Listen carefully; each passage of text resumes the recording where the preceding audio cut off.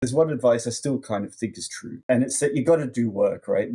Most results are kind of like 99% work and 1% inspiration. Like Yeah, anyone can yeah, have ideas.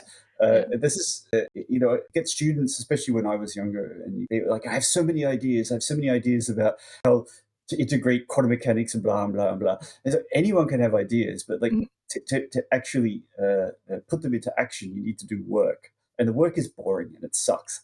Yeah. And this no exception to this rule, as far as I can tell. Like you just don't get to have the fun of ideas without at least there being hard work somewhere along the Yeah. way at some point. I agree. I agree. That thing you were saying about anyone can have ideas, I think it's true in business as well. Like some people have like some startup idea and they're super protective about it and they don't want to talk about it because they don't want someone to steal their idea. And I'm like, no one's going to steal your idea because anyone can have an idea. I have like 5 startup ideas every day. The problem is implementing those ideas, actually turning it into a business, actually turning it into something that If the people hard want. And work so, sucks, yeah, yeah. that's what you. So I've got a little anecdote here. Many years ago, I was just freshly not tenured, but I had my first lecturing position, and I was telling a mathematician colleague about some research I was doing, and I ended by saying, "Look, I'm a bit worried because I think this is really interesting and really good, but I'm a bit worried that someone might beat me to this result. Like I might get, scooped, right? This is the word that you'll hear Mm. people worrying about a lot in physics, being scooped." And he looked at me completely baffled. And he said, after a moment, he said, "But how deep can the idea be if someone else can think of it?" Ah, So I mean that's a little bit. But what I'm trying to say here is like, there's even a complementary aspect to doing the hard work. I think anyone can have ideas, and right.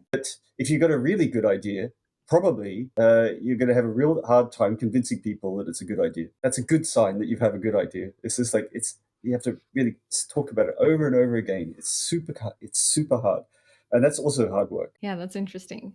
So after that, I felt like a little bit bad, and since then, I have this attitude to being scooped. So if someone puts out a paper on a result where I may have had an idea about it Mm. and done some work, I think, thank goodness I don't have to do that now. Right.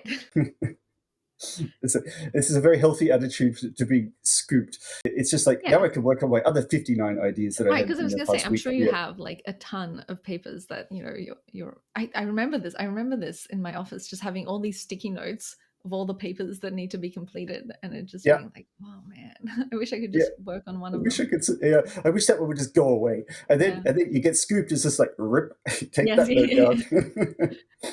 yeah.